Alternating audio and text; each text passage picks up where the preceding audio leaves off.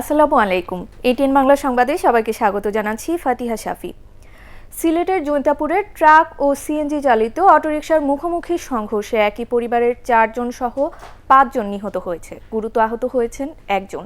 সকালে সিলেট তামাবিল সড়কের জৈন্তাপুর উপজেলার ফেরিঘাট এলাকায় এ দুর্ঘটনা ঘটে। পুলিশ জানায়, ট্রাকটি সিলেট থেকে জাফলং যাওয়ার পথে ফেরিঘাট অতিক্রমের সময় পার্শ্ববর্তী নিচু রাস্তা থেকে একটি সিএনজি অটোরিকশা মূল সড়কে উঠতে গেলে সংঘর্ষের এ ঘটনা ঘটে।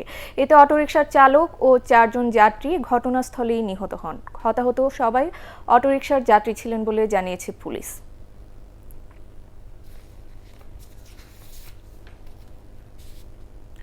করোনার প্রথম ঢেউয়ের মতো দ্বিতীয় ঢেউয়ের সময়ও সারা দেশে ক্ষতিগ্রস্ত 36,50,000 মানুষকে ঈদ উপহার হিসেবে আজ অর্থ সহায়তা দিবেন প্রধানমন্ত্রী শেখ হাসিনা।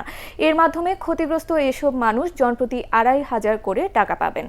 কিছুক্ষণ পর গণভবন থেকে ভিডিও কনফারেন্সের মাধ্যমে ভোলা, জয়পুরহাট ও চট্টগ্রাম জেলা প্রশাসকের কার্যালয়ের সঙ্গে যুক্ত হয়ে এই কার্যক্রম উদ্বোধন করবেন প্রধানমন্ত্রী। এরপর কর্মহীন দিনমজুর, পরিবহন শ্রমিক ও রিকশা চালক সহ অতি দরিদ্র লোকজনের কাছে মোবাইল ব্যাংকিংয়ের মাধ্যমে এই টাকা পৌঁছে যাবে।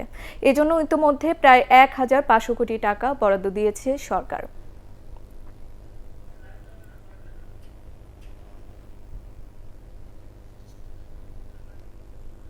গত 24 ঘন্টায় করোনায় দেশে 7 জনের মৃত্যু হয়েছে। এর মধ্যে বরিশাল শেরেবাংলা মেডিকেল কলেজ হাসপাতালে 6 জনের মৃত্যু হয়। এই বিভাগের 6 জেলায় আক্রান্তের সংখ্যা 44 জন। এ নিয়ে বরিশাল বিভাগে মোট আক্রান্তের সংখ্যা 14,606 জন এবং মোট মারা গেছে 282 জন। কুমিল্লায় মারা গেছেন 68 বছরের এক বৃদ্ধ। নতুন শনাক্ত 48 জন। এ নিয়ে জেলায় এখন পর্যন্ত 375 জনের মৃত্যু হয়েছে। মোট শনাক্ত 12,071 জন।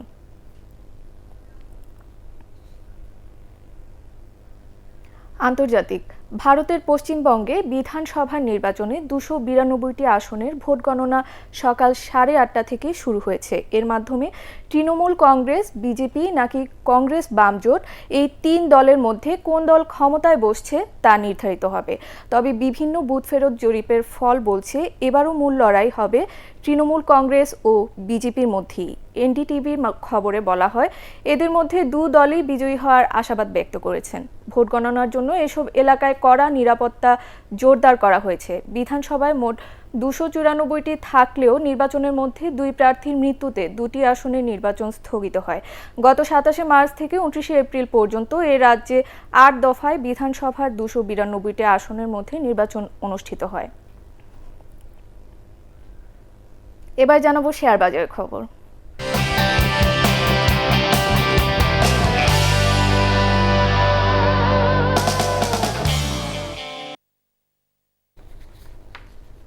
বহুজাতিক company Reckitt Benckiser Bangladesh limited 31 December 2020 হিসাব বছরের জন্য 1400% নগদ লভ্যাংশ ঘোষণা করেছে। অর্থাৎ 10 টাকা মূল্যের শেয়ারের বিপরীতে লভ্যাংশ পাওয়া যাবে 140 টাকা। দেশের পুঁজিবাজারে এটি লভ্যাংশের একটি রেকর্ড।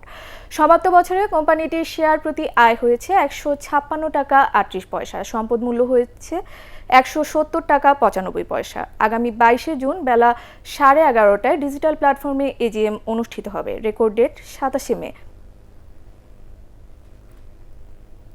ব্র্যাক ব্যাংক লিমিটেডের শেয়ার আজ থেকে স্পট মার্কেটে লেনদেন হচ্ছে। আগামীকাল পর্যন্ত স্পট মার্কেটে কোম্পানিটির শেয়ার লেনদেন করা যাবে। রেকর্ড ডেটের কারণে আগামী 4 মে কোম্পানিটির শেয়ার লেনদেন বন্ধ থাকবে। এদিকে লিব্রা ইনফিউশন লিমিটেডের শেয়ার 30 এপ্রিল থেকে স্পট মার্কেটে লেনদেন হচ্ছে। রেকর্ড ডেটের কারণে আগামীকাল কোম্পানিটির শেয়ার লেনদেন বন্ধ থাকবে। এছাড়া এজিএম ও ইজিএম সংক্রান্ত রেকর্ড ডেটের পর আজ তৌফিকা ফুড এবং লিন্ডে বিডির শেয়ার লেনদেন শুরু হয়েছে। দর্শক, পরবর্তী সংবাদ দেখার আমন্ত্রণ জানিয়ে এখনকার মতো শেষ করছি। করোনা ভাইরাস থেকে নিজেকে সুরক্ষিত রাখতে মাস্ক পরুন আর বারবার হাত পরিষ্কার করুন। আমাদের এটিএন বাংলা সংবাদ ইউটিউবে দেখতে ব্রাউজ করুন youtube/ATN বাংলা নিউজ। ধন্যবাদ সবাইকে।